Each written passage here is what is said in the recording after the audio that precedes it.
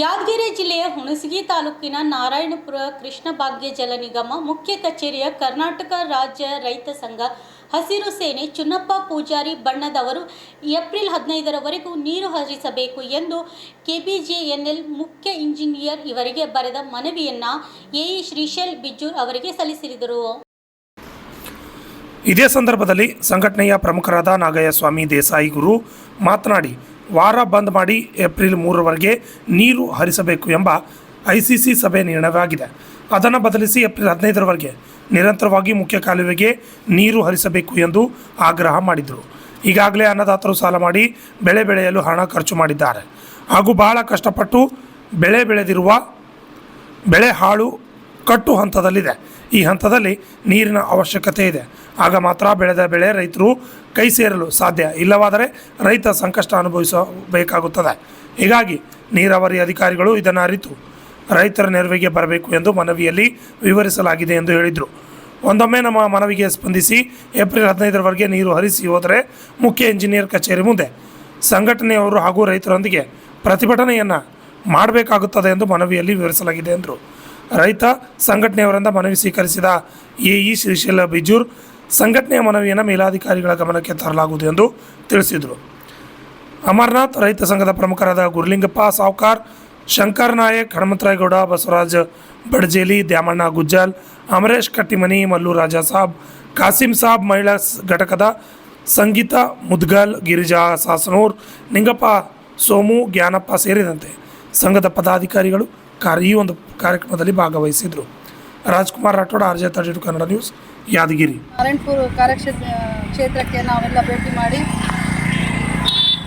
ಎಲ್ಲ ನಮ್ಮ ತಾಲೂಕಿನ ಎಲ್ಲ ರೈತರಿಗೆ ಒಳ್ಳೆಯದಾಗಲಿ ಅನ್ನೋಂಥ ಉದ್ದೇಶದಿಂದ ನಮ್ಮ ಸಂಘಟನೆ ಕೆಲಸ ಮಾಡ್ತಿದ್ದು, ಈ ಒಂದು ಕೆಲಸವನ್ನು ಯಾವ ರೀತಿಯಾಗಿ ಅಂತಂದರೆ ರೈತರಿಗೆ ಬೆಳೆಗೆ ನೀರಿಲ್ಲದೆ ಇದ್ದರೆ ಬೆಳೆ ಒಣಗೋಗುತ್ತಾ. ಹಾಗಾಗಿ ಈಗಿನ ಒಂದು ದಿನಮಾನಗಳಲ್ಲಿ ನೀರಿನ ಅವಶ್ಯಕತೆ ರೈತರಿಗೆ ತುಂಬ ಇರುವುದರಿಂದ ಆದಷ್ಟು ಬೇಗ ಈ ಒಂದು ಕೆಲಸವನ್ನು ಮಾಡಬೇಕು. ಯಾವುದಪ್ಪ ಅಂತಂದರೆ ನಮಗೆ ಏಪ್ರಿಲ್ 15 ತನಕ ನೀರು ಹರಿಸಬೇಕು ಕಾಲುವೆಗೆ ಅಂತೇಳಿ ಎಲ್ಲ ರೈತರ ಒಂದು ವಿನಂತಿಯಿಂದ, ರೈತರ ಒಂದು ಮನವಿಯಿಂದ ನಾವು ಈ ಒಂದು ನಾರಾಯಣಪುರ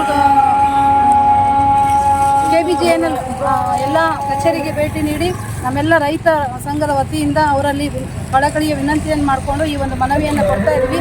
ಈ ಒಂದು ಮನವಿಗೆ ಸ್ಪಂದನೆ ನೀಡದೇ ಇದ್ದರೆ ನಾವಂತೂ ಒಂದು ಉಗ್ರ ಹೋರಾಟ ಮಾಡಲಿಕ್ಕೆ ರೆಡಿ ಇದ್ದೀವಿ. ಆ ಒಂದು ಉಗ್ರ ಹೋರಾಟವನ್ನು ಯಾವುದೇ ಕಾರಣಕ್ಕೂ ಮಾಡುವಂತೆ ನಮ್ಮನ್ನು ತಡೆ ಹಿಡಿದು ನಮ್ಮ ಒಂದು ಕೋರಿಕೆಗೆ ಒಳ್ಳೆಯ ಒಂದು ಸ್ಪಂದನೆ ಕೊಟ್ಟು ಎಲ್ಲ ರೈತರನ್ನು ಉಳಿಸುವಂಥ ಕೆಲಸ ಮಾಡಬೇಕು. ರೈತರ ನಮ್ಮ ದೇಶದ ಬೆನ್ನೆಲುಬು, ಅವರ ಒಂದು ಸ್ಪಂದನೆಗೆ ನಾವೆಲ್ಲರೂ ಸ್ಪಂದನೆ ಕೊಡುವಂಥ ಒಂದು ಕೆಲಸ ಮಾಡೋಣ ಅಂತೇಳಿ ಈ ಒಂದು ಮನವಿ ಸಲ್ಲಿಸಿವಿ. ಎರಡು ಮಾತಿಗೆ ನಮಸ್ಕಾರ.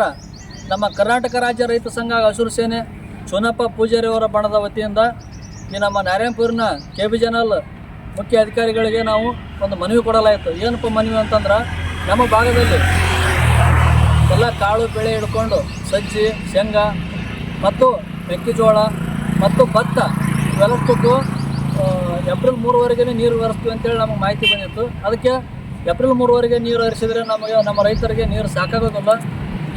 ಈ ಬಾರಿ ಅದು ಭಾಳಷ್ಟು ಚಳಿ ಇರುವ ಕಾರಣ ಬೆಳೆ ಇನ್ನೂ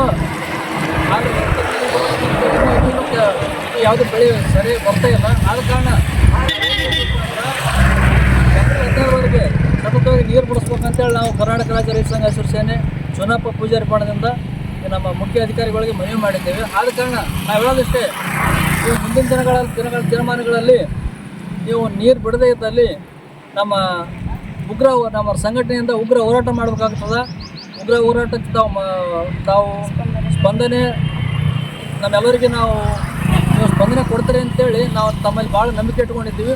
ಉಗ್ರ ಹೋರಾಟ ಮಾಡೋಕ್ಕೆ ತಾವು ಅನುಕೊಡೋದಿಲ್ಲ ಅಂತೇಳಿ ತಮ್ಮಲ್ಲಿ ನಮಗೆ ಭಾಳ ವಿಶ್ವಾಸ ಅದ. ಆದ ಕಾರಣ ದಯವಿಟ್ಟು ತಾವು ಮೇಲಧಿಕಾರಿಗಳಿಗೆ ತಾವು ಮಾತಾಡಿ ಆದಷ್ಟು ಬೇಗ ಎಲ್ಲ ರೈತರಿಗೆ ಉಳಿಸುವಂಥ ಕೆಲಸ ಮಾಡಬೇಕಂತೇಳಿ ತಮ್ಮಲ್ಲಿ ವಿನಂತಿಸ್ಕೊಳ್ತೀವಿ.